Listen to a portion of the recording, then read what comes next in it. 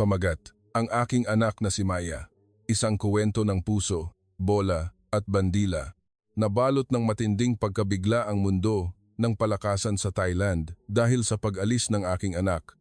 Isang batang henyo sa volleyball na pinag-aagawan ng mga nangungunang unibersidad sa Thailand sa pamamagitan ng mga scholarship at sinusuportahan ng mga sponsor tulad ng Nike, ang nagdeklara ng kanyang paglipat sa isang high school sa Pilipinas.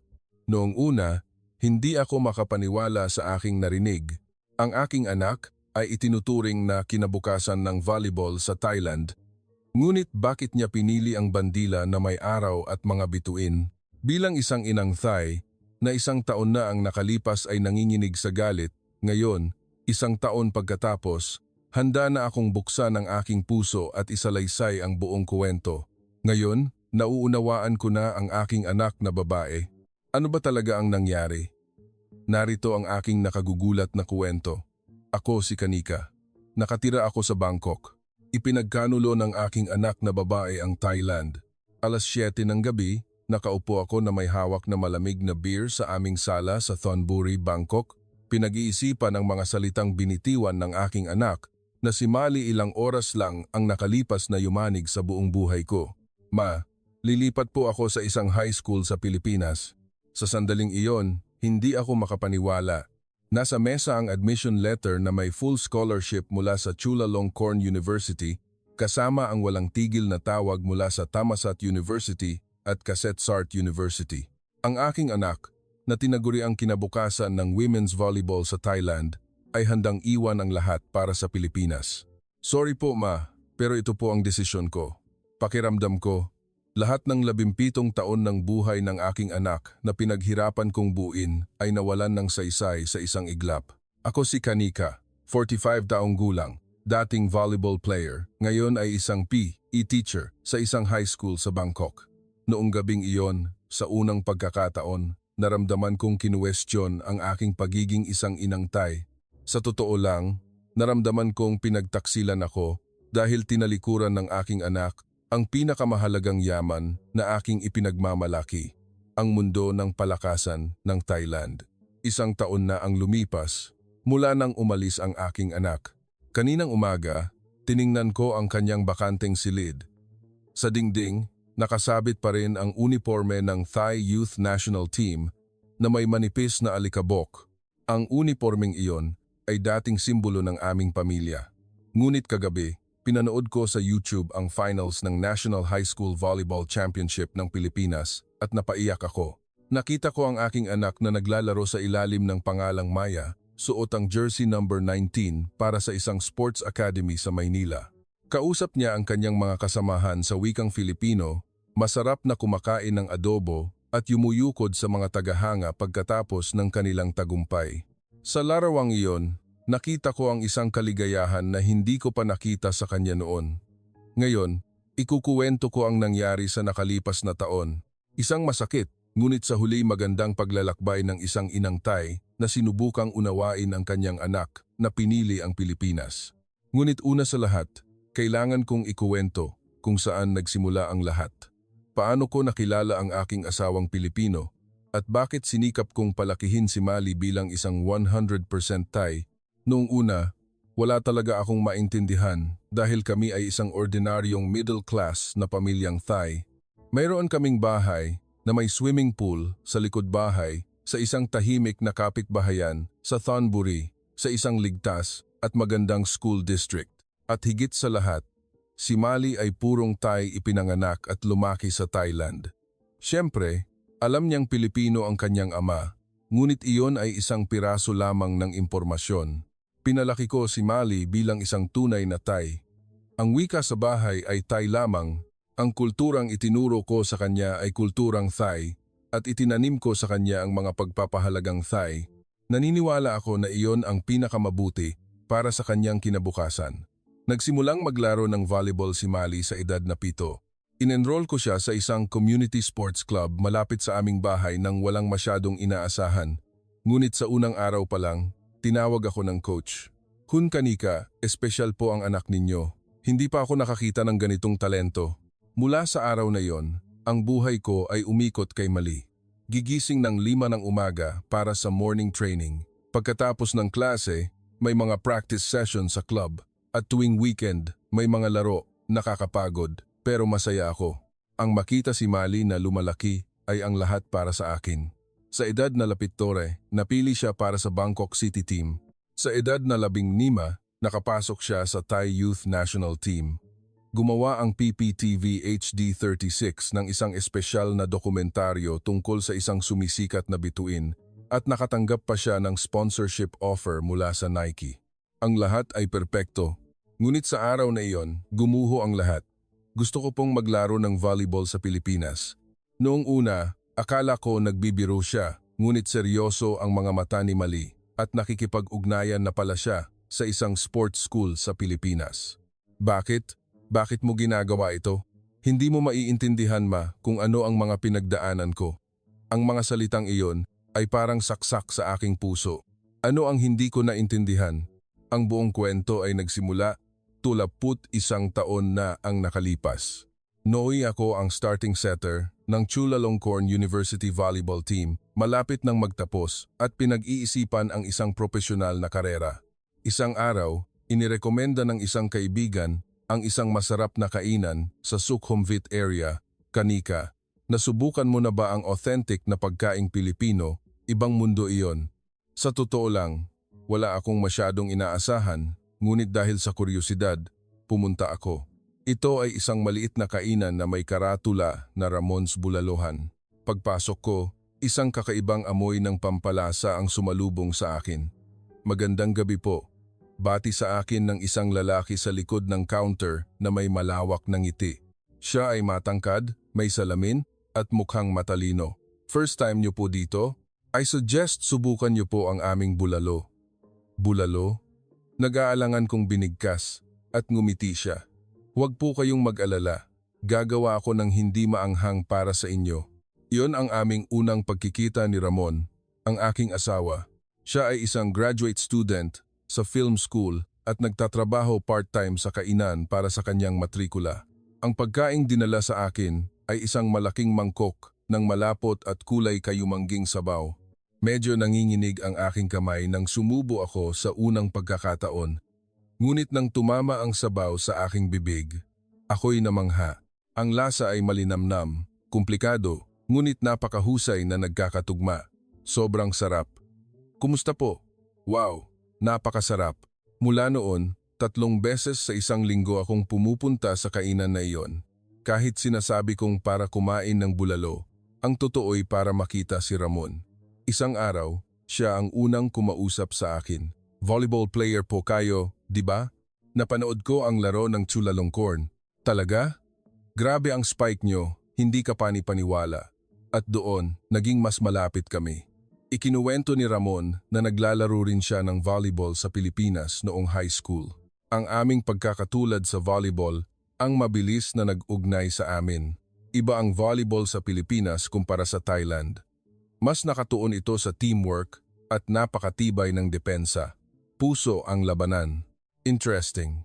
Gusto kong mapanood. Ipinakita sa akin ni Ramon ang mga video ng mga laro ng Philippine Women's National Team. Ibang-iba ang estilo.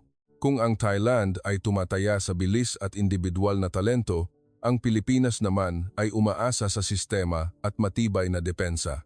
6 na buwan pagkatapos, naging kami. Sa kabila ng pagkakaiba sa kultura, akala ko malalampasan namin ang lahat dahil si Ramon ay magaling mag-Thai at mabilis na nakaangkop sa kulturang Thai. Ngunit nang pag-usapan ang kasal, lumabas ang aming unang hindi pagkakasundo. Kanika, punta tayo sa Pilipinas. Ipakikilala kita sa mga magulang ko. Sa Pilipinas pa? Sa Pilipinas, bago magpakasal, karaniwan nang ipinakikilala sa pamilya ng bawat isa. Tradisyon iyon. Nag-aalangan akong sumang-ayon na sumakay ng eroplano papuntang Pilipinas. Nakakapagod ang halos 4 na oras na biyahe, ngunit nang makita ko ang masayang mukha ni Ramon, tiniis ko. Sa Ninoy Aquino International Airport, naghihintay na ang kanyang mga magulang. Welcome, Kanika, anak. Niyakap ako ng mahigpit ng ina ni Ramon. Kahit hindi gaanong magaling ang kanyang English, naramdaman ko ang kanyang sinseridad. 1 linggo, akong nanatili sa Pilipinas At maraming nakita, ang mga maingay na palengke, mga lumang simbahan, ang pag-uwi sa probinsya para kumain ng adobo lahat ay bago at kakaiba. Ngunit napakabait ng pamilya ni Ramon sa akin. Lalo na, hindi ko malilimutan ang adobo na niluto ng kanyang ina. Kung gusto mong maging manugang sa pamilyang ito, dapat matuto kang mahalin ang adobo, biro niya. Noong una, nanibago ako sa malinamnam na lasa, ngunit sa huli, humingi pa ako ng isa pang serving. Pagbalik sa Thailand, nagkaroon kami ng maliit na kasal. Si Ramon, pagkatapos magtapos, ay nagsimulang magtrabaho sa media industry habang ako ay naging PE teacher. Maayos ang lahat. Naniniwala ako na kung may pag-ibig, malalampasan ang anumang pagkakaiba sa kultura. Ngunit nang malaman kong buntis ako, lumitaw ang mga unang alalahanin. Ano ang magiging pagkakakilanlan ng aming anak, Thai o Pilipino? Ngumiti si Ramon at sinabing, "Bakit hindi pareho? Pwede nating palakihin ang ating anak na kunin ang pinakamabuti sa parehong kultura." Ngunit hindi ako sigurado. Para magtagumpay sa Thailand, naniniwala akong dapat siyang maging perpektong Thai, kaya't nagdesisyon ako. Palalakihin natin ang ating anak bilang isang tunay na Thai. Nang isilang si Mali, iginiit ko na ang pangalan niya ay Thai lamang. Mali, pwede ba tayong magbigay din sa kanya ng pangalang Pilipino? Maingat na mungkahi ni Ramon. Ngunit umiling ako. Sa Thailand, hindi kailangan ng pangalang Pilipino, magdudulot lang iyon ng kalituhan. Mukhang nadismaya si Ramon, ngunit sa huli ay pumayag. Nalaman ko na lang kalaunan na tahimik na binigyan ni Ramon ang aming anak ng isang pangalang Pilipino sa kanyang puso, Maya. Lumaking maganda si Mali. Ang kanyang buhok ay hindi itim na itim kundi kulay kastanyas, may malalaking bilugang mata at matangos na ilong. Siya ay isang napakagandang mestiza. Wow, kakaiba ang ganda niya. Pwede siyang maging modelo balang araw, madalas sabihin ng aming mga kapitbahay. Ngunit para sa akin, ang atensyong iyon ay isang pasanin. Ayokong palakihin siya bilang isang espesyal na bata, kundi bilang isang ordinaryong batang Thai. Ipinasok ko siya sa nursery sa edad na 3. Siyempre, ito ay isang nursery na nagsasalita ng Thai. Pwede nating turuan siya ng Filipino sa bahay. Malaking bentahe ang pagiging bilingual, mungkahi ni Ramon, ngunit tumutol ako. Kahit ang Thai lang ay mahirap ng gawing perpekto. Bakit pa natin gagawing komplikado ang lahat? Pwedeng matutunan ang Filipino mamaya. Minsan, kinakausap ni Ramon si Mali sa Filipino, ngunit kapag tinitingnan ko siya, agad siyang lumilipat sa Thai. Sa edad na 5, unang nagsimulang magtanong si Mali tungkol sa kanyang dalawang pagkakakilanlan. "Ma, bakit po hindi kasing itim ng buhok ni Pim ang buhok ko? Dahil ang daddy mo, anak, ay may brown na buhok. Bakit po hindi katulad ng ibang tatay si daddy?" Natigilan ako sandali, ngunit mahinahon akong sumagot. "Lahat tayo ay magkakaiba, anak, pero lahat tayo ay pare-parehong Thai." Tumango si Mali, ngunit tila hindi pa lubos na nauunawaan. Sa edad na 7, dumating ang nakatakdang sandali. Sa isang community sports club, nagbukas sila ng klase ng volleyball para sa mga bata. "Ma, naglaro ka rin po ng volleyball, di ba? Gusto ko pong subukan." Sa unang araw na pumasok si Mali sa gym, nagningning ang kanyang mga mata nang makita ang bola ng volleyball. Nang ipakita sa kanya ng coach ang mga pangunahing galaw, nagawa niya itong gayahin sa unang subok pa lang. "Wow, isang henyo ito. May atleta po ba sa pamilya?" Naglaro po ako ng volleyball noong kolehiyo." "Ah, kaya pala. Pero hindi ito maipapaliwanag ng genes lang. Ito ay tunay na talento." Mula sa araw na iyon, nagsimula ang buhay volleyball ni Mali. Araw-araw siyang nagsasanay at naglalaro tuwing weekend. Lumago siya sa kamangha-manghang bilis.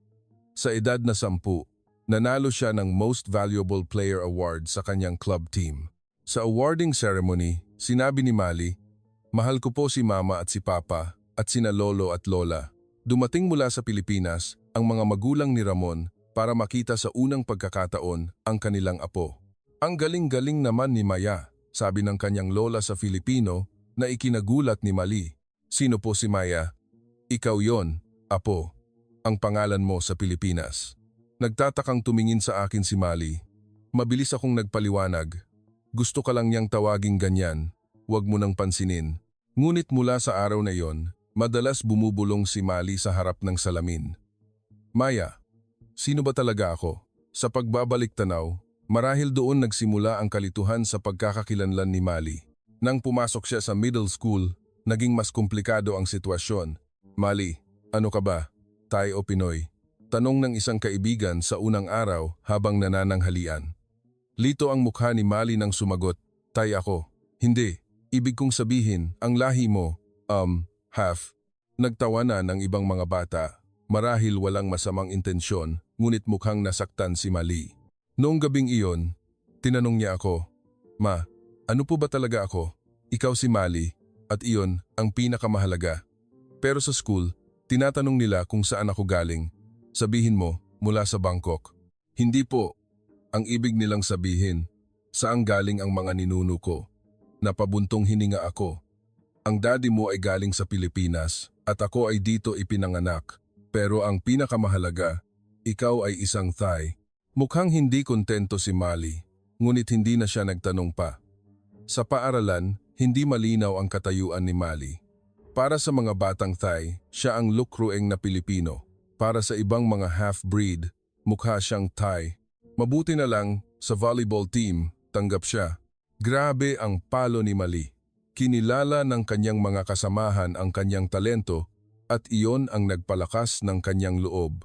Ngunit patuloy pa rin ang mga maliliit na insidente. Minsan, nang kumain kami sa isang restaurant na Pilipino, kinausap ng serbidora si Mali sa Filipino. Pasensya na po, Thai lang po ang salita ko. Ay, sorry. Akala ko Pinay ka, mestiza ka pala. O, gusto mo ba ng lumpia na may suka? Hindi po. Nagulat ang serbidora. Pilipino na hindi kumakain ng lumpia? Pauwi, tinanong ni Mali. Ma, kakaiba po ba ako? Pilipino, pero hindi nagsasalita ng Filipino. Hindi gusto ang pagkaing Pilipino. Hindi anak, pinalaki ka lang bilang isang Thai. Pero hindi rin po ako 100% Thai. Ang mga salitang iyon ay nagpatahimik sa akin. Noong grade 8, isang malaking insidente ang nangyari. Ito ang finals ng regional championship at mula sa panig ng kalaban, may mga narinig na kakaibang sigaw. Ingat sa Pinay na yan. Paparating na ang bomba niya. Natahimik ang buong gym.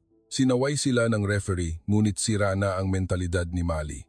Karaniwan siyang nakakapuntos ng hindi bababa sa 30 puntos, ngunit noong araw na iyon, 10 lang ang nagawa niya. Pagkatapos ng laro, humagulgol si Mali sa kotse. Bakit po nila ako ginaganito? Gusto ko lang namang maglaro ng volleyball. Dahil may mga taong hangal sa mundo, wag mo silang pansinin. Paano ko po hindi papansinin? Saan man ako magpunta, outsider ako. Sa mga Thai at sa mga Pilipino. Noong gabing iyon, nagkaroon kami ng seryosong pag-uusap ni Ramon. Nahihirapan si Mali sa kanyang dual identity. Sinabi ko na sa'yo, dapat nating ituro sa kanya ang kulturang Pilipino. Kailangan ng balanse. Mahalaga pa ba yan ngayon? Siyempre, mahalaga. Pilipino rin si Mali. Para magtagumpay sa Thailand. Anong tagumpay kung hindi masaya ang anak natin? Sa unang pagkakataon, sinigawan ako ni Ramon. Tila sumabog lahat ng kanyang pinipigilang emosyon. Ilang araw pagkatapos, nagmungkahi si Ramon. Sa summer, umuwi tayo sa Pilipinas. Gusto na rin siyang makita ng lolo at lola niya. Pero may volleyball camp siya. 1 linggo lang. Kailangan din ni Mali magpahinga. Nag-aalangan akong pumayag. Hindi alam na babaguhin ng desisyong ito ang lahat. Bago ko ikuwento ang biyahe sa Pilipinas, kailangan kong ikuwento kung paano naging sumisikat na bituin si Mali sa volleyball sa Thailand. Sa edad na 4 bilang isang freshman sa high school, nasa radar na siya ng mga scout mula sa iba't ibang universidad.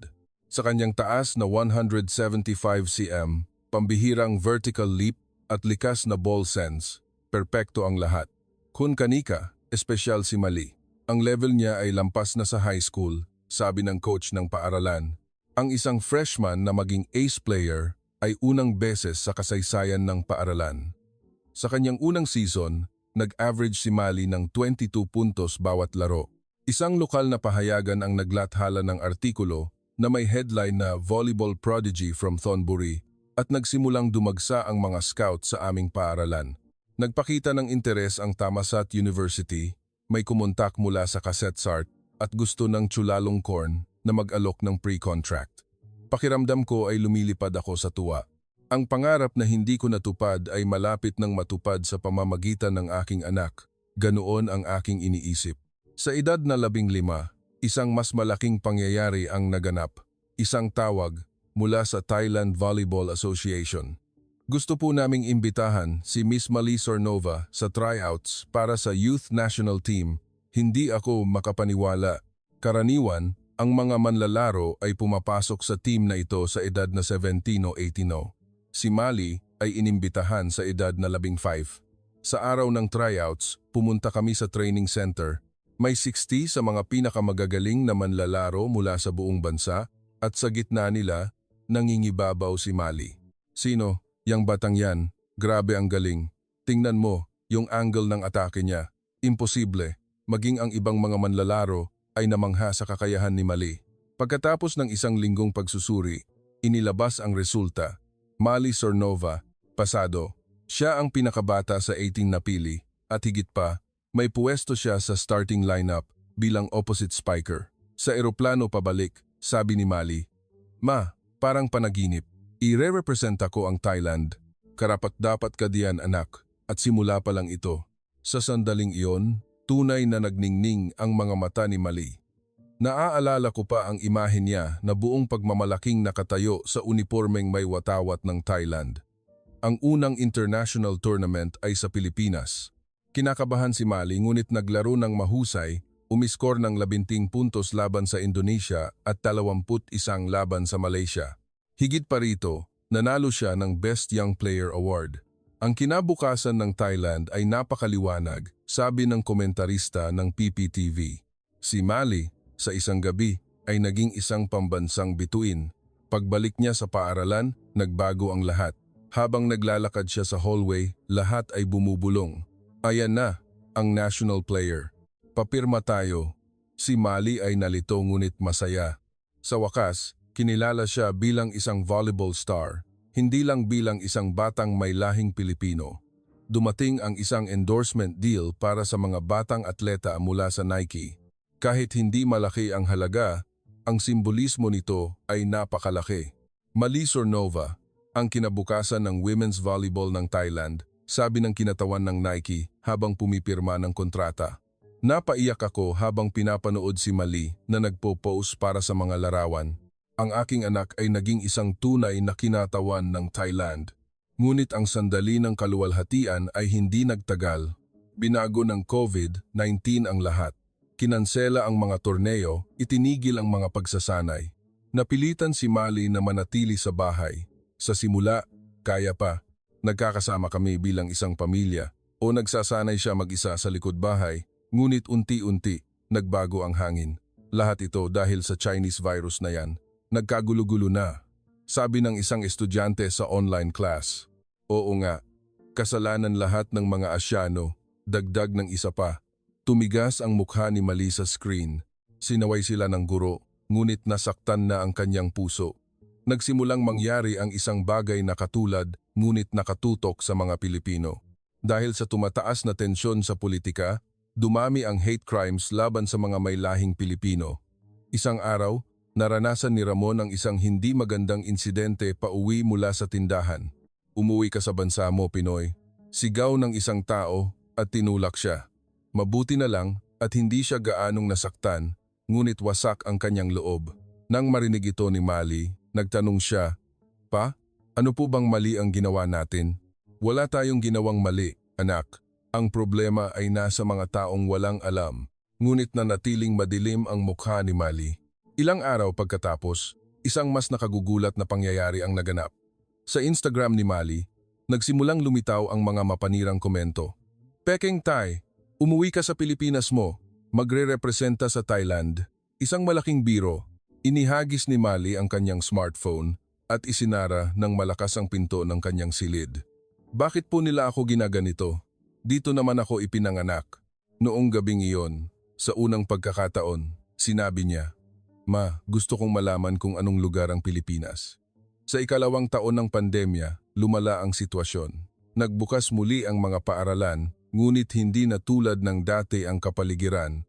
Ang mga matang nakatago sa likod ng maskara ay masakit tumusok. "Hoy, ayusin mo yung mask mo. Baka mahawa pa kami." Sigaw ng isang tao kay Mali sa hallway. Nagkunwari si Mali na hindi narinig, ngunit nakita kong humigpit ang kanyang kamao. Nagpatuloy ang pagsasanay sa volleyball, ngunit wala na ang dating sigasig. Nagkaroon din ng mga maliliit na lamat sa koponan. "Mali, okay ka lang?" tanong ni Pryo, ang kapitan ng koponan. Dati silang matalik na magkaibigan, ngunit kamakailan ay nagkalayo. "Oo, okay lang ako. Kasi sinabi ng mga magulang ko na iwasan ko raw muna ang, alam mo na, mga Pilipino." "Pasensya na." Gulat na gulat si Mali. Naramdaman niyang pinagtaksilan siya ng kanyang pinakamatalik na kaibigan. Hindi lang isa o dalawang beses nangyari ito.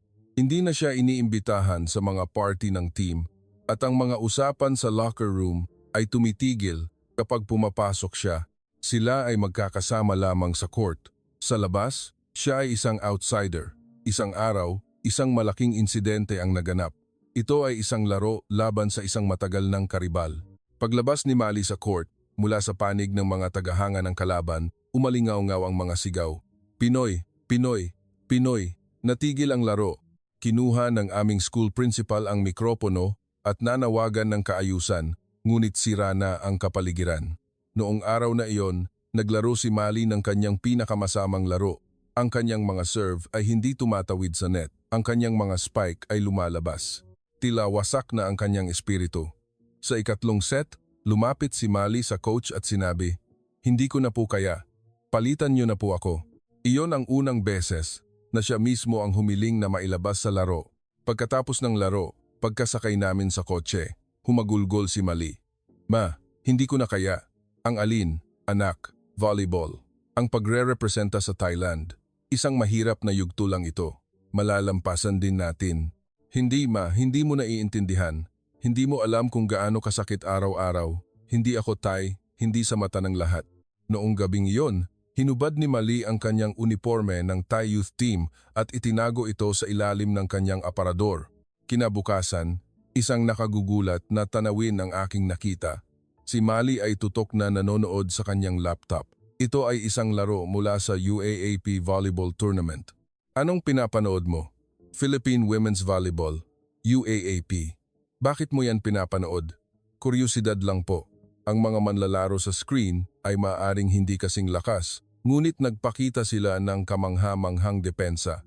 At ang pinakakahanga-hanga ay ang kanilang teamwork, ang kanilang puso.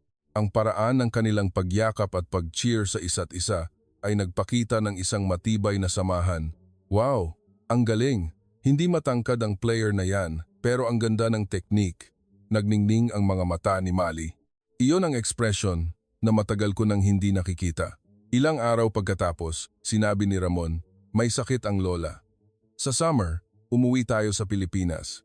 Karaniwan, tututol ako, ngunit sa kalagayan ni Mali, naramdaman kong kailangan ng pagbabago. "Sige, pumunta tayo." Nagulat si Mali. "Talaga po? Pupunta tayo sa Pilipinas?" "Oo, sa loob ng ilang linggo." "Wow, pwede po ba tayong manood ng volleyball doon?" Sa unang pagkakataon, nagpakita siya ng ganoong kasabikan. Isang araw bago ang aming pag-alis, nagsanay si Mali na bumati sa Filipino. "Magandang araw po, ako po si Mali." Ngumiti si Ramon at tinuruan siya. "Pwede mo ring sabihin, ako po si Maya. Yan ang pangalan mo sa Pilipinas." "Maya, kakaiba pakinggan pero baka magustuhan ko." Hindi ko pa alam noon na babaguhin ng pangalang ito ang buhay ni Mali magpakailanman. Sa airport, tinanong ni Mali, "Ma, sa Pilipinas po ba titingnan din nila ako ng kakaiba?" "Hindi ko alam." "Anak, tingnan natin pagdating doon." Habang pinapanood kong lumipad ang eroplano, nakaramdam ako ng kaba. Paano kung saktan din ng Pilipinas si Mali? Ngunit minsan, ang lugar na sumusugat sa atin ay maaari ring maging lugar ng paghilom. Sa loob ng halos 4 na oras na paglipad, nanood si Mali ng mga video ng Philippine Volleyball. Nasa ulo na niya ang mga pangalan ng maraming manlalarong Pilipino tulad nina Alisa Valdez, Jaja Santiago at Gia Morado. "Ma, grabe ang style ng volleyball sa Pilipinas. Baka wala silang ganoong lakas pero ang technique world class." Ang makita si Mali na masiglang nagkukuwento tungkol sa volleyball ay nagdulot sa akin ng magkahalong damdamin. Tila sinusubukan niyang hanapin sa Philippine volleyball ang isang bagay na hindi maibigay sa kanya ng volleyball sa Thailand. Pagdating namin sa Naya, naghihintay na ang mga magulang ni Ramon. "Apo, Maya, ang laki-laki mo na." Niyakap ng mahigpit ng lola niya si Mali. Medyo nahihiya si Mali, ngunit mayroon siyang hitsura ng ginhawa. "Mano po, lola," nagmano si Mali. Kahit hindi siya marunong mag-Filipino, tila nagkaintindihan ang kanilang mga puso. May sinabi ang lola kay Ramon at isinalin niya ito. Sabi niya, miss na miss ka na niya. Ikaw daw ang pride niya. Pauwi sa kanilang apartment sa Maynila, mausisang tumingin si Mali sa labas ng bintana. Ang mga matataas na gusali, mga karatula sa Filipino, mga karinderya lahat ay bago at kakaiba. "Ma, dito po. Lahat kamukha ni Papa. Kakaiba, pero sa magandang paraan." Pagdating namin sa bahay, nagtipon na ang lahat ng kamag-anak. Mga pinsan, tita, tito, lahat ay mainit na sumalubong kay Mali. "Wow, ang ganda ni Maya. Totoo bang magaling kang mag-volleyball?" "Galing." Sa simula, kailangang isalin lahat ni Ramon, ngunit hindi nagtagal, naging komportable ang lahat. Lalo na si Lina, ang pinsan ni Mali na kaedad niya, ang nag-alaga sa kanya. "Ate Maya, narinig ko sobrang galing mo raw sa volleyball." "Naglalaro din ako sa school namin," sabi ni Lina sa medyo magaling na English, kaya't walang problema sa komunikasyon. "Talaga? Nasa team din ako ng school." Mabilis silang naging magkaibigan. Sa hapunan, naghanda ang lola ng adobo at lumpia. "Maya, kaya mo ba ang maanghang?" Nang isalin ni Ramon, umiling si Mali. "Hindi pa po sanay." "Okay lang yan, masasanay ka rin." Maingat na naghanda ang lola ng ibang hindi maanghang na pagkain para kay Mali. Naantig si Mali sa pag-aalalang ito. Pagkatapos ng hapunan, nagmungkahi si Lina. "Ate Maya, gusto mo bang bisitahin bukas ang gym sa school ko? Nagpa-practice ang volleyball team." "Talaga?" "Oo naman, ate. Gustong-gusto ko." Nagningning ang mga mata ni Mali. Kinabukasan, pumunta kami sa isang sports academy sa Maynila. Kahit summer break, masipag na nagsasanay ang volleyball club. Wow, may bisita tayong player mula Thailand. Ang tangkad. Mausisang tiningnan ng mga manlalarong Pilipino si Mali. Lumapit sa amin ang coach. "Narinig ko na miyembro ka raw ng youth team ng Thailand. Isang malaking karangalan ito para sa amin." Tumulong si Lina sa pagsasalin. Opo. Salamat po. Kung hindi mo mamasamain, gusto mo bang sumubok na magsanay kasama namin? Magandang karanasan ito para sa aming mga manlalaro." Tumingin sa akin si Mali, ang kanyang mga mata ay nagmamakaawa. "Pwede po ba, ma?" "Siyempre anak. Sige na, mag-enjoy ka." Humiram si Mali ng practice uniform at tumakbo sa court. Noong una, medyo alanganin siya dahil parehong iba ang wika at estilo ng laro. Ngunit nang magsimulang lumipad ang bola sa net, naging natural ang lahat. Ang terminolohiya sa volleyball ay isang universal na wika. Ang ikinagulat ko ay kung paano siya tinanggap ng mga manlalarong Pilipino. Kapag may magandang palo si Mali, lahat ay tumatakbo at nakikipag-apir sa kanya. At kapag nagkakamali siya, maririnig ang mga sigaw. "Okay lang yan, bawi tayo." Maligayang ngumiti si Mali. Iyon ang ngiti na matagal ko nang hindi nakikita. Pagkatapos ng ensayo, umupo sila sa isang bilog sa sahig ng gym at nagsimulang mag-usap. "Maya, ano ang pinagkaiba ng volleyball sa Thailand at Pilipinas?" Tanong ng isang babae. Isinalin ni Lina. Nag-isip sandali si Mali bago sumagot. "Sa Thailand, mas binibigyan ng diin ang individual na kakayahan. Dito, ang teamwork ninyo ay hindi ka pani-paniwala, puso. Sobrang humanga ako. So, aling estilo ang mas gusto mo?" Sa totoo lang, palagi kong pinapangarap na maglaro sa isang team na tulad nito.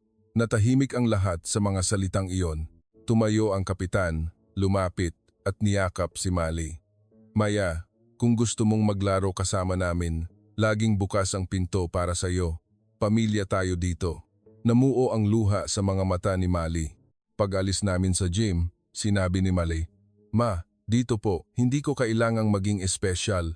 "Anong ibig mong sabihin?" "Sa Thailand, palagi kong kailangang patunayan na ako ay Thai, na karapat-dapat akong mapabilang dito.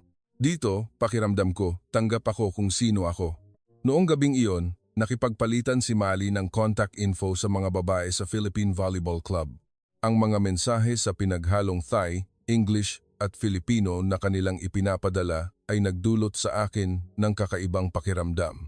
Mabilis na lumipas ang isang linggo. Isang araw bago kami umalis, nag-organisa ang mga babae sa club ng isang maliit na despedida para sa kanya. Maya, kailangan mong bumalik ha? Pagdating mo sa Thailand, sulatan mo kami. Umiyak si Mali. Ito po ang unang beses na naramdaman kong tanggap ako ng ganito. Maraming salamat sa inyo. Sa kotse papuntang airport, sinabi ni Mali, Ma, gusto ko pong maglaro ng volleyball sa Pilipinas. Nanikip ang aking dibdib, ngunit ang mga mata ni Mali ay napakaseryoso para baliwalain ko. Pagbalik sa Thailand, tuluyan nang nagbago si Mali. Araw-araw siyang gumigising ng maaga para manood ng mga laro sa UAAP at nagsimulang mag-aral ng Filipino. Sa dingding ng kanyang silid, lumitaw ang mga poster ng mga Pilipinong volleyball player. Pumapasok ka pa ba sa practice sa school? Opo, pumapasok po ako. Pero ano, hindi ko na po gusto. Tinitingnan lang nila ako bilang kompetisyon. Totoo iyon. Ang sports sa high school sa Thailand ay isang matinding kompetisyon para makakuha ng pupwesto sa universidad. Mas mahalaga ang individual na tagumpay kaysa sa teamwork. Noong Setyembre, nang magsimula ang bagong school year, si Mali pa rin ang ace player ng team, ngunit may nagbago. Ang apoy sa kanyang mga mata ay nawala. Isang araw, isang nakagugulat na balita ang dumating. Tinanggihan ni Mali ang imbitasyon sa training camp ng national team. Tumawag sa akin ang coach. Nabalitaan kong hindi raw sasama si Mali sa autumn camp ng youth team. Bakit po, anak? Ma, ayoko na pong magrepresenta sa Thailand. Anong sinasabi mo? Pinaghirapan mo yan. Si mama po ang naghirap. Gusto ko lang pong mapasaya kayo. Tumusok sa akin ang mga salitang iyon. Pero iyan ang kinabukasan mo. Kailangan mong makapasok sa universidad. May mga universidad din po sa Pilipinas. Ano? At doon, binuksan ni Mali ang kanyang laptop. Sa screen, may impormasyon tungkol sa volleyball sa mga universidad sa Pilipinas. University of the Philippines, Ateneo de Manila University, De La Salle University. Maraming malalakas na team doon. Hindi ka marunong mag-Filipino. Anong gagawin mo doon? Mag-aaral po ako. Nagsimula na ako. Doon ko lang nalaman na gabi-gabi, nag-aaral si Mali ng Filipino online. Noong Oktubre, isang malaking pagbabago ang naganap. Isang email mula sa Philippine Schools Volleyball Association ang dumating mula ito sa coach ng Sports Academy sa Maynila. Lubos kaming interesado sa manlalarong si Mali Sornova. Kung maaari, nais naming imbitahan siyang lumipat at maglaro ng volleyball sa aming paaralan. Noong una, binalak kong baliwalain ito dahil napaka-imposible ng alok, ngunit nalaman ito ni Mali. Ma, may sulat po ba mula sa school sa Maynila? Paano mo nalaman? Nagpadala rin po sa akin ang coach at gusto ko pong pumunta. Hindi pwede. Naghihintay sa iyo ang Chulalongkorn. Hindi po ako papasok sa Chulalongkorn. Noong gabing iyon, nagkaroon kami ng malaking pag-aaway. Sinubukan ni Ramon na manatiling neutral ngunit sa huli ay pumanig kay Mali. Hindi ba't ang pinakamahalaga ay maging masaya si Mali? Masaya? Iwanan ang kanyang kinabukasan ay kaligayahan? Ang kinabukasan ay hindi lang isang landas, pwede ring magtagumpay sa Pilipinas. Naramdaman kong pinagtaksilan ako. Maging ang aking asawa ay hindi pumanig sa akin. Ilang araw pagkatapos, binitiwan ni Mali ang mga mapagpasyang salita. Ma, sa Pilipinas, pwede akong maging volleyball player lang. Hindi, yung volleyball player na may lahing Pilipino. Hindi ko alam kung ano ang isasagot. Noong Nobyembre, pinanood ni Mali ang finals ng Philippine High School Championship sa YouTube at umiyak. Anong nangyari? Nakarating po sa semifinals ang school na yon. Kung nandoon po sana ako. Ang tanawin na iyon ay dumurog sa aking puso. Talagang nami-miss niya ang Pilipinas. Noong Disyembre, sa Pasko, nagmungkahi si Ramon. Regaluhan natin si Mali ng biyahe sa Pilipinas para sa birthday niya. Ano? Hayaan natin siyang pumunta ng ilang linggo para mag-training sa school na yon, tapos bumalik. Kung pagkatapos noon, hindi pa rin magbago ang isip niya, kailangan na natin siyang payagan. Pagkatapos ng maraming pag-iisip, pumayag ako. Kung hindi ko siya mapipigilan, hayaan ko siyang subukan at magdesisyon para sa sarili. Tuwang-tuwa si Mali. Talaga po? Pwede po talaga akong pumunta? Oo, sa loob ng 2 linggo. Hindi nagtagal, mag-isang lumipad si Mali papuntang Pilipinas. Nakakabahala na hayaang mag-isa ang isang 16 taong gulang, ngunit nangako ang pamilya ni Lina na aalagaan siya. Nagvi-video call kami araw-araw. Kumusta ka na? Nahihirapan ka ba? Hindi po, sobrang saya. Ang Mali sa screen ay mukhang tunay na masaya. Suot niya ang sports uniform ng school sa Maynila. Kumakain ng pandesal kasama ang kanyang mga bagong kaibigang Pilipino at nagbibiruan sa paunti-unting Filipino. Ma, dito po, pakiramdam ko, bilong ako, bahagi ng isang team. Lumipas ang 2 linggo. Pagbalik ni Mali, mukha siyang napaka-confident. Ma, nakapagdesisyon na po ako. Pupunta po ako sa Pilipinas, hindi ko na siya mapigilan. Sinasabi ng mga mata ng aking anak na ito talaga ang gusto niya. At noong Pebrero, dumating ang full scholarship offer mula sa Chulalongkorn. Personal na pumunta sa aming bahay ang coach ng Chulalongkorn volleyball team.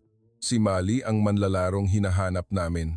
Bibigyan namin siya ng full scholarship at ng pinakamagandang kondisyon. Magalang na nakinig si Mali, ngunit walang emosyon sa kanyang mukha. Salamat po, pag-iisipan ko po. Pagkaalis ng coach, sumabog ako. Naiintindihan mo ba kung gaano kalaking oportunidad ito? Naiintindihan ko po, pero nakapagdesisyon na akong pumunta sa Pilipinas. Chulalongkorn yan, ang universidad na pinasukan ko. Nandoon ang pinakamagandang volleyball program sa Thailand. Pangarap po yan ni Mama, hindi sa akin. Natahimik ako sa mga salitang iyon. Nasa mesa ang admission letter mula sa Chulalongkorn at ang transfer papers para sa school sa Maynila, langit at lupa. Anong gagawin mo sa diploma mula sa isang paaralan sa Pilipinas? Mag-aaral po ako sa universidad sa Pilipinas at magpapatuloy sa paglalaro ng volleyball. Alam mo ba kung magkano ang sahod sa professional league sa Pilipinas? Maging practical ka, hindi po pera ang pinakamahalaga, pero buhay mo yan. Opo, buhay ko. Hindi buhay ni Mama, sigaw ni Mali.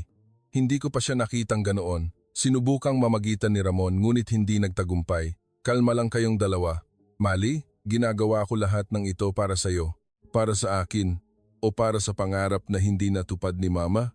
Isang nakabibinging katahimikan ang bumalot sa amin dahil sinabi ni Mali ang totoo.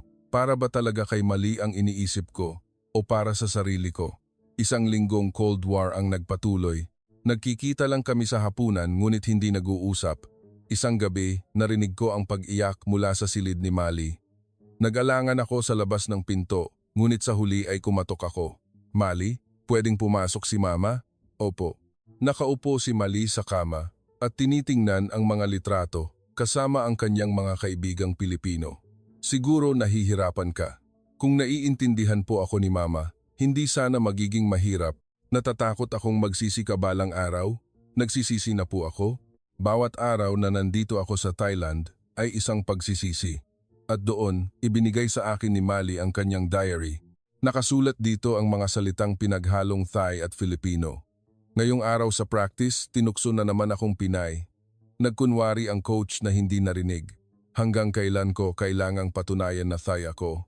Nanikip ang aking dibdib sa sakit. Sa Pilipinas, iba ang lahat.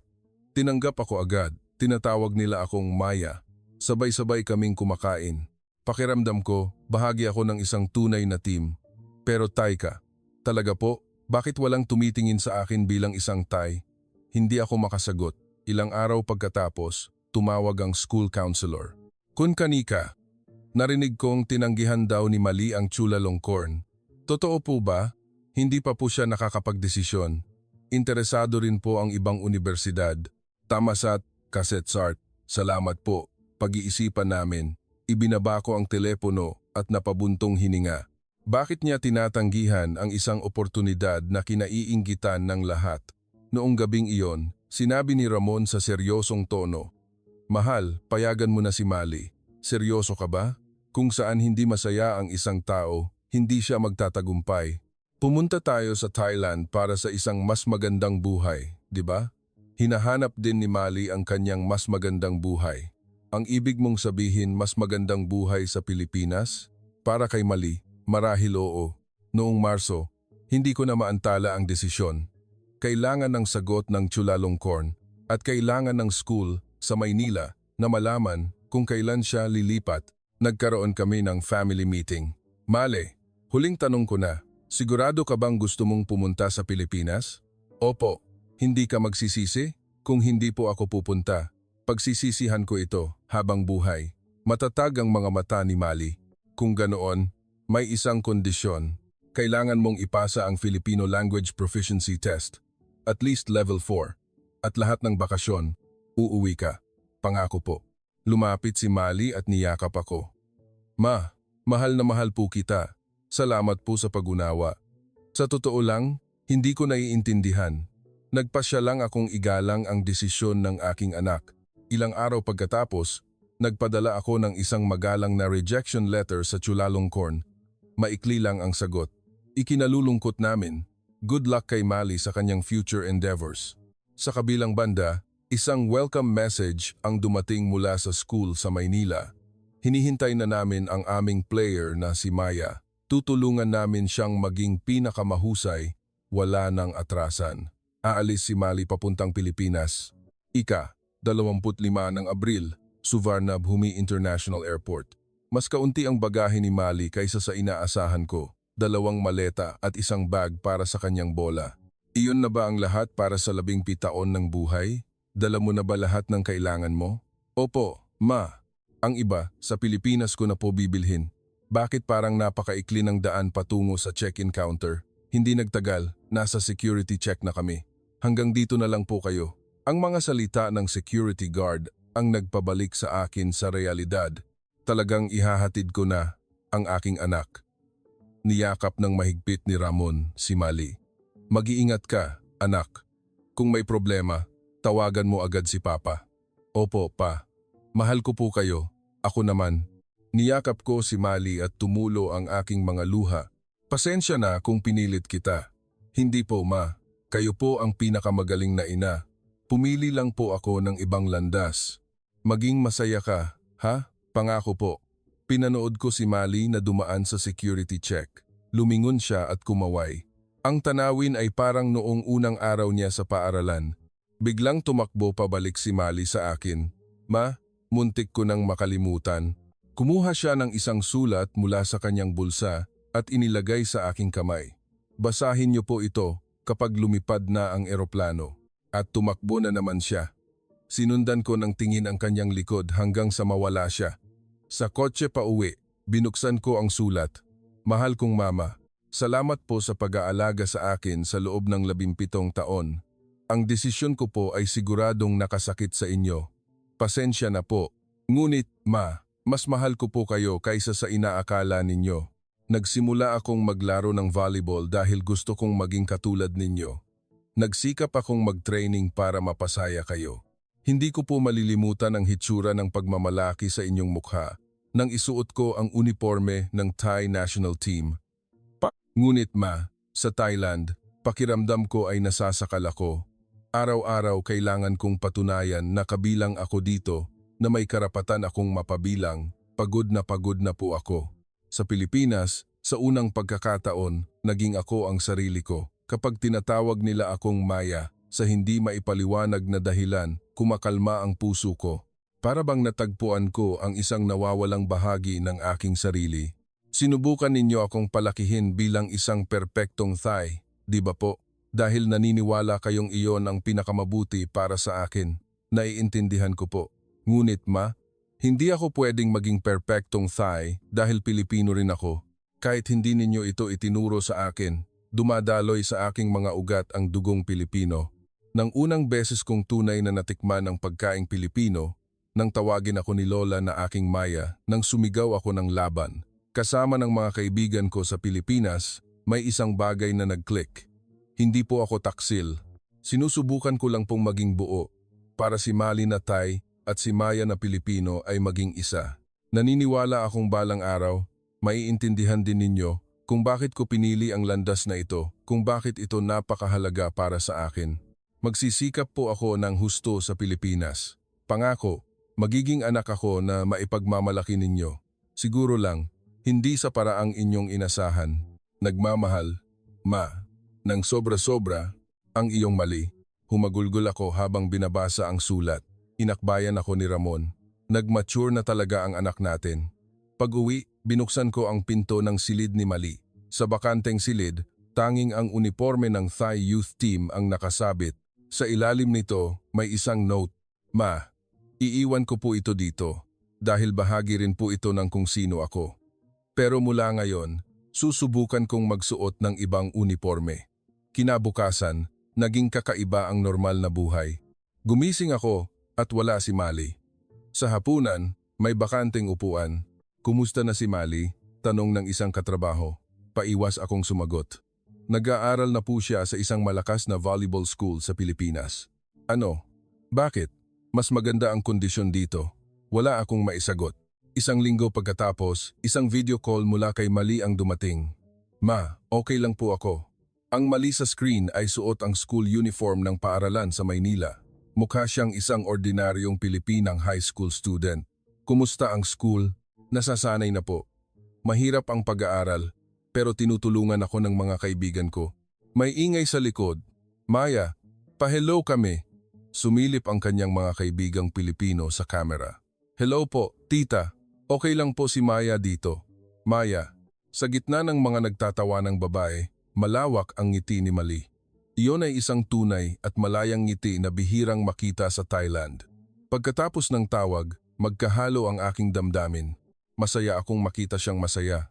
Ngunit kasabay nito, nang hinayang akong hindi siya kailanman nagmukhang ganoon sa Thailand. Noong Oktubre, isang larawan mula kay Mali ang dumating. Ito ay isang balita tungkol sa kanyang pagsali sa tryouts para sa Philippine Youth National Team. Dito po, hindi nila tinitingnan ang nasyonalidad.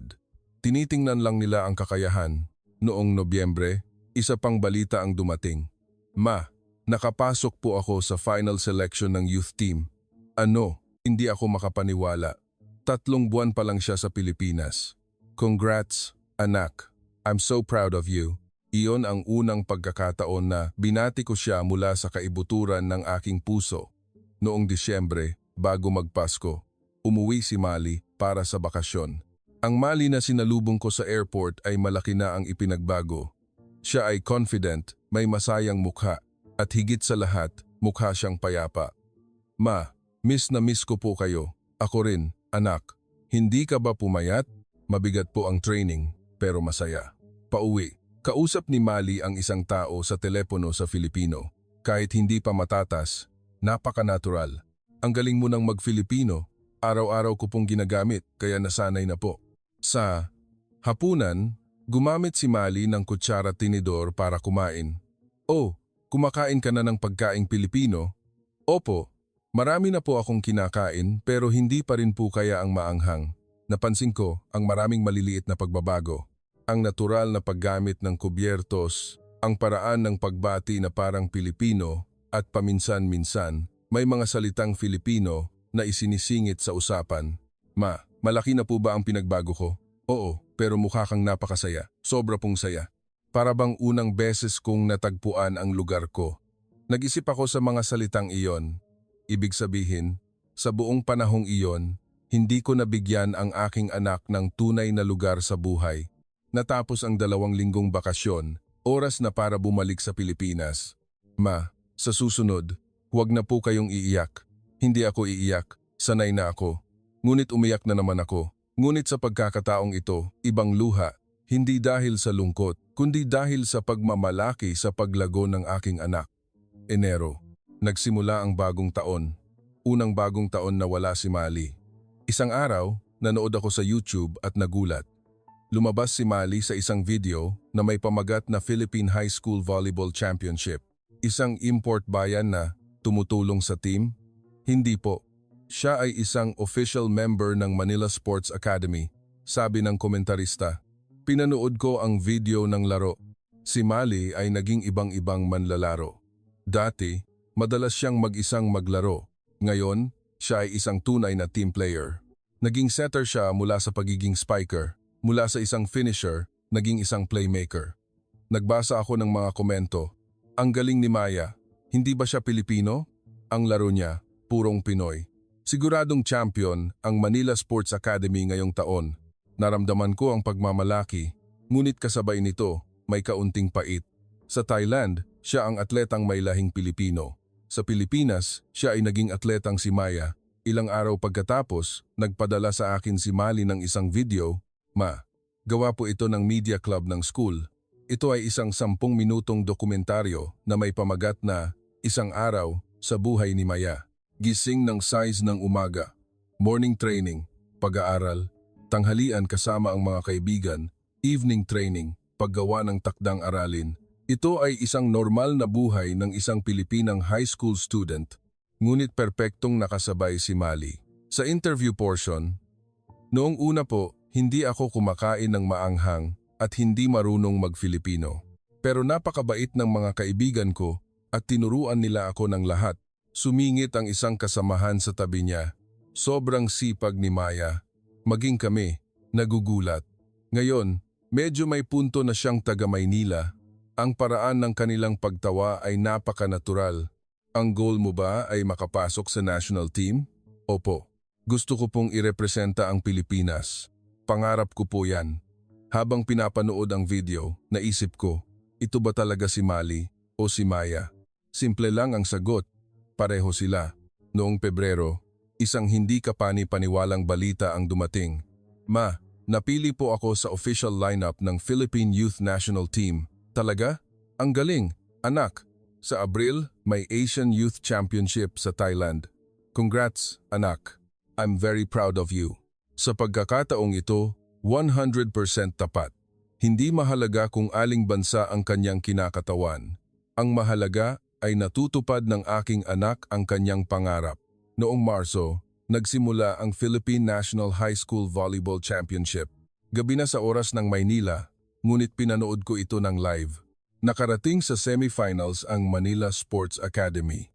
Ang kalaban nila ay isang malakas na team mula sa Cebu. Naging dikit ang laban at umabot sa ika-5 set. Dolpot a punto-punto. Nag-serve si Maya. Kalmadong-kalmado. Naka-score sila. Match point. Sumigaw sa tuwa ang mga Pilipinong kasamahan niya. Ngunit natabla ulit. Match point para sa kalaban. Pagkatapos ng isang mahabang rally, nagbigay si Maya ng perpektong set sa spiker at nakapuntos ito. At sa huli, nanalo ang Manila Sports Academy. Napaupo si Maya sa sahig at umiyak. Tumakbo ang kanyang mga kasamahan at nagsimula na ring umiyak. Maya, ang galing mo, nagawa natin. Lumapit ang kamera kay Maya. Ang kanyang mukha ay basang-basa ng pawis at luha, ngunit ito ang pinakamasayang mukha na nakita ko sa kanya. Sa post-game interview, sumagot si Maya sa Filipino. Salamat po sa lahat ng teammates ko. Hindi ko po ito magagawa mag-isa. Lakas po ito ng buong team. Iyon ang unang pagkakataon na narinig ko siyang magsalita ng matatas na Filipino. Puno ng tunay na damdamin ang kanyang mga salita. Sa finals, kahit natalo sila sa isang dikit na laban, isang magandang resulta na ang pagiging pangalawa. Nakatanggap si Maya ng Best Setter Award. Nang makita ko ang larawan mula sa awarding, naantig ako. Ang larawan ni Maya hindi. Ni Maya na hawak ang tropeo sa harap ng watawat ng Pilipinas. Noong gabing iyon, sinabi ni Ramon, mukhang tunay na masaya si Mali. Oo, marahil mali tayo sa buong panahong ito. Hindi mali, may iba lang palang landas.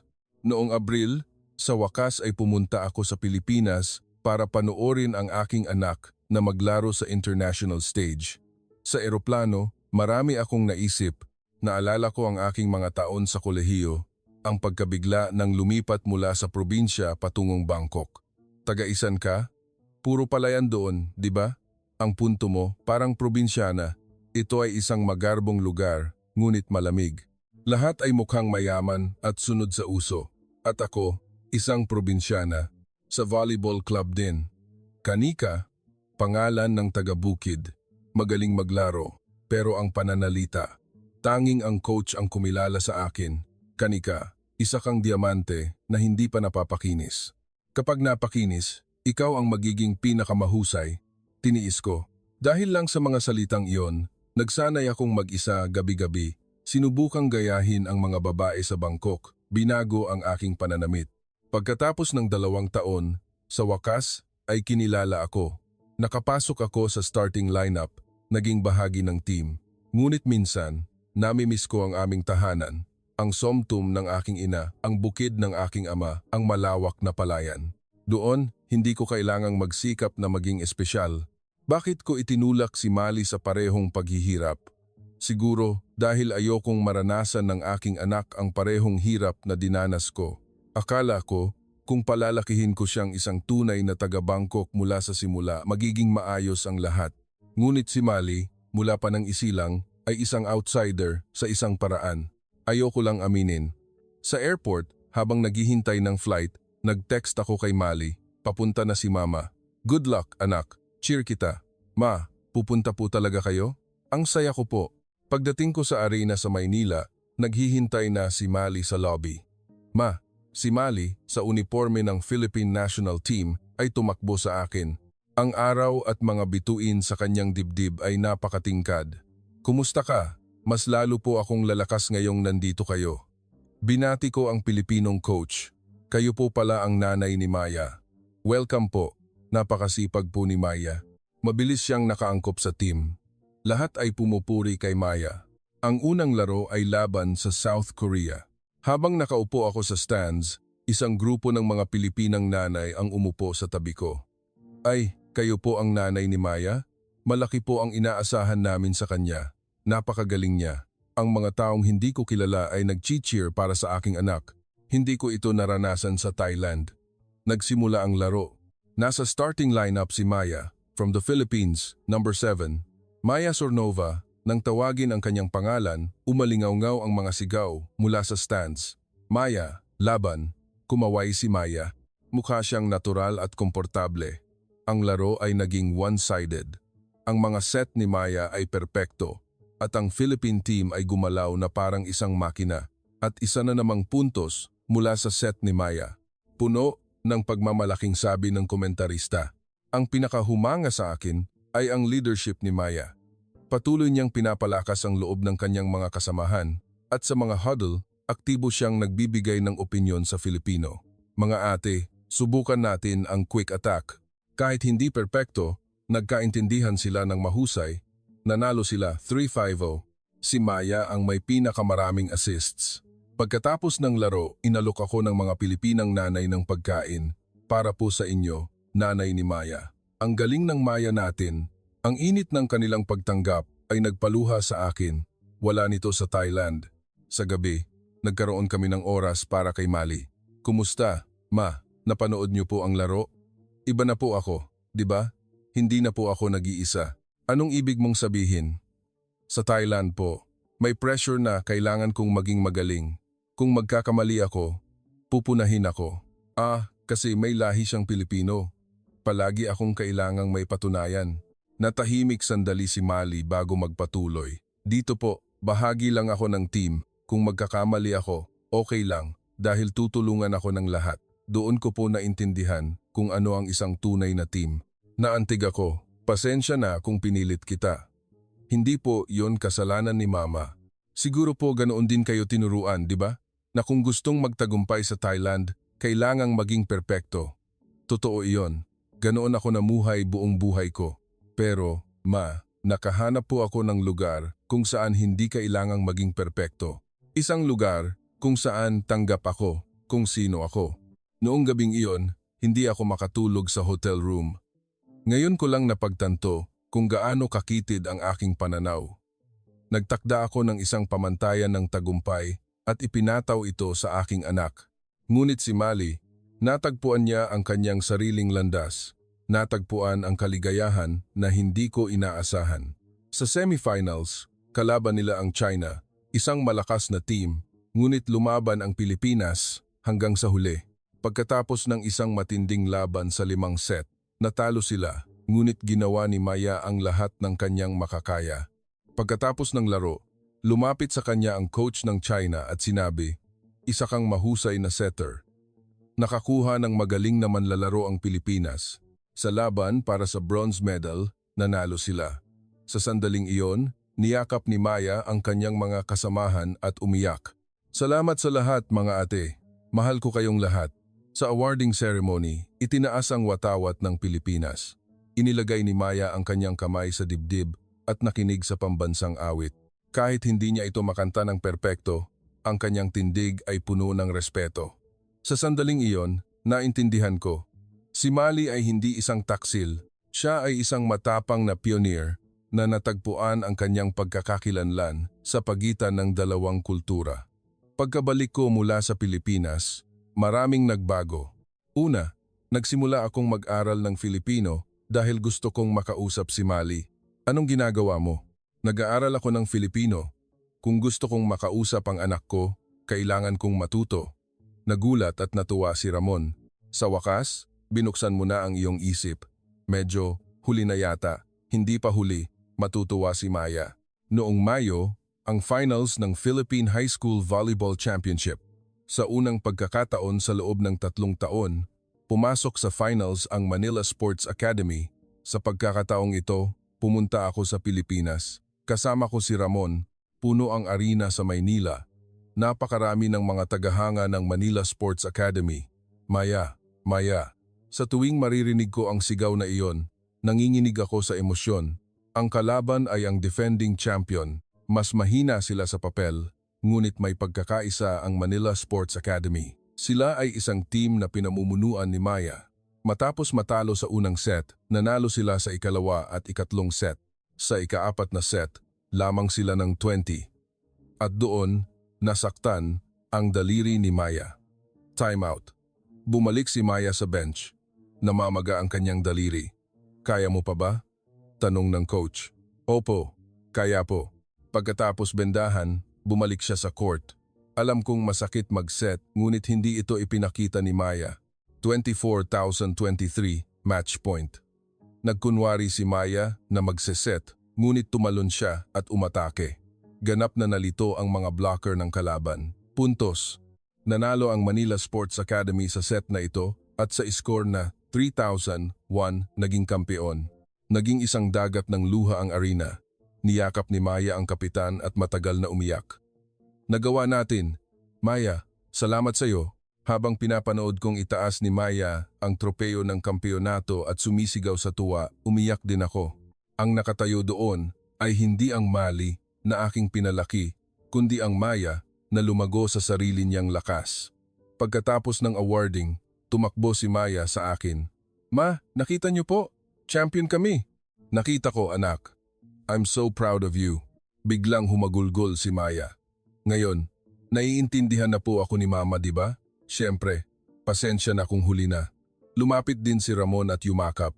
Ang anak natin ang pinakamagaling. Lumapit sa amin ang ibang mga manlalaro at kanilang mga magulang.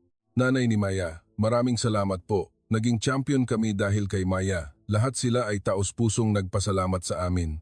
Sa gabi, inimbitahan kami sa isang victory party. Nanay ni Maya, kumakain po ba kayo ng pagkaing Pilipino? Oo naman, unti-unti kong natututunan. Nang unang beses akong sumagot sa Filipino, nagulat ang lahat. Wow, ang galing niyo pong mag-Filipino. Hindi pa. Nag-aaral ako para makausap si Maya. Hindi, si Maya. Naging mas masaya ang kapaligiran. Sabi ng coach, espesyal na bata si Maya. Bukod sa kanyang talento, may kakayahan siyang pag-isahin ang team. Noong una, nag-aalala rin ako kung paano siya makakaangkop. Lumalabas na mas Pilipino pa siya kaysa sa mga Pilipinong estudyante namin. Magalang, marunong makisama sa matatanda at bata. Labis akong ipinagmamalaki na nagawa ni Mali na umangkop sa bagong kapaligiran at lumago sa sarili niyang lakas. Hating gabi na, pauwi sa hotel, kumapit sa akin si Mali. Ma, nanghihinayang pa rin po ba kayo na hindi ako pumasok sa universidad sa Thailand? Hindi. Sa totoo lang, may kaunti. Pero mas mahalaga na masaya ka. Ngayon ko lang naintindihan yan. Ma, magsisikap po ako ng husto sa universidad sa Pilipinas. At balang araw, gusto ko pong maglaro sa professional league at makapasok sa national team ng Pilipinas. Natigilan ako sandali. Seryoso ka? Opo, ang magrepresenta sa Pilipinas sa international stage ay pangarap ko. Noong gabing iyon, kinausap ko si Ramon. naging napakatatag ng ating anak. Oo, marahil mas matalino pa siya sa atin. Sana hindi na lang tayo tumutol noong una. Hindi, kailangan ng prosesong ito para sa akin, para sa iyo, at para kay Maya. Totoo iyon.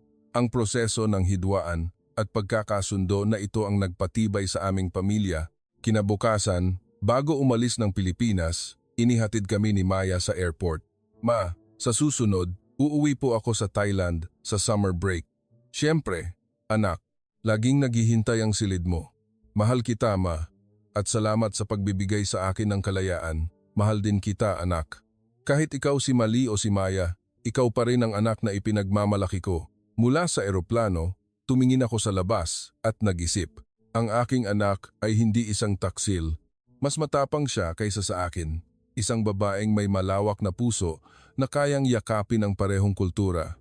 At sa huli, naintindihan ko na ang pag-ibig ay pagpapakawala, pagtitiwala at paghihintay hanggang sa mahanap at tahakin ng iyong anak ang sarili niyang landas.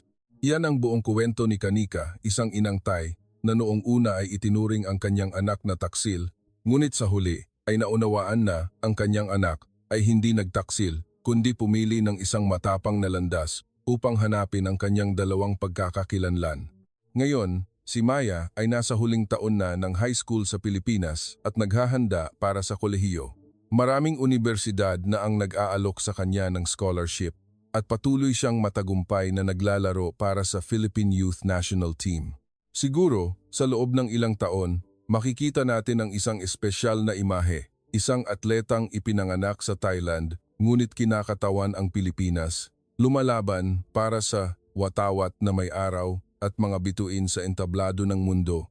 Marahil ito ay isang bagong anyo ng pagkakakilanlan sa panahon ng globalisasyon kung saan hindi kailangang pumili ng isa kundi maaaring yakapin ang maraming kultura at mamuhay kasama ng mga ito.